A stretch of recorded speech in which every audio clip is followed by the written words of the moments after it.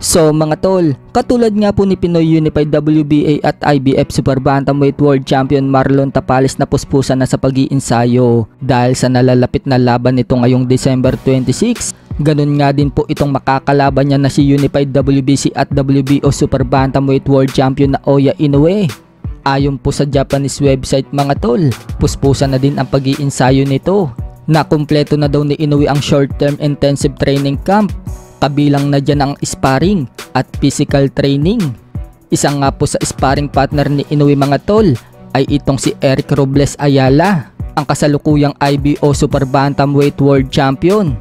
Nakumpleto na daw nila ang 6 rounds sparring. Bukod dyan, naka 15 seconds of consecutive punching bags siya, 20 seconds of push-ups, plus 4 consecutive shadow punches while jumping, 10 seconds of pushing the balance ball with all your strength, 15 seconds of strong punching of sandbags at iba pa. Dahil puspusan na ang pag-iinsayo ni Inoue mga tol, napagod siya at may mga parte daw sa katawan niya na hindi daw niya maigalaw kahit gusto niya. Kaya sa isang photo mga tol, makikita na bagsak si Inoue dahil sa pagod. Ganun pa man, sinabi ni Inoue mga tol na good health naman daw siya at umaasang hindi siya mai-injury. Dahil po sa pinakita ni Inoue na napagod siya sa pagtitraining at hindi siya makatayo. Nag-alala ngayon ang Team Tapales mga tol na baka ma-injury daw si Inoue. Kaya sa post ni Oli mga tol, sinabi niyang just don't get injured again champ.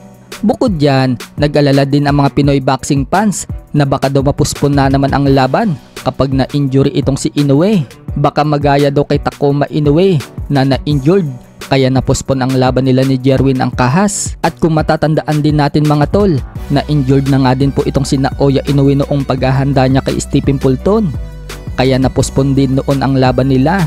May mga nagsasabi naman mga tol na tactic lang umano ni Inoue na sobrang napagod siya para maging kumpiyansa daw ang Team Tapales. Sa kabilang banda naman mga tol, sinabi nga po ni Legend Nonito Donaire Jr. sa YouTube channel ng Probox TV na kung bibigyan daw siya ng isa pang chance na labanan itong si Naoya Inoue, lalabanan daw niya ito. Bukod dyan, kahit sinong top level daw, palag daw siya. I still have the fighter in me. I want to fight the best out there. If you give me Inoue right here, right now, or anybody else at the top level, I'll say yes. You know, because that's just the type of person that I am. I want to fight the best out there.